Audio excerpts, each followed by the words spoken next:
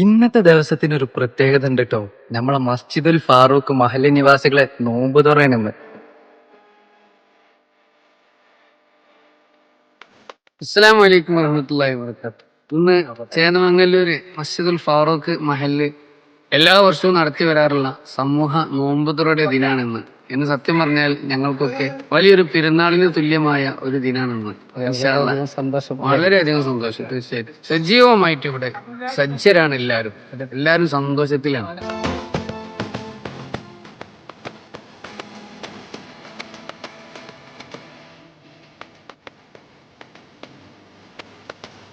നമ്മള് കാലാകാലം നമ്മൾ നടത്തിക്കൊണ്ടിരുന്ന പരിപാടിയാണല്ലോ.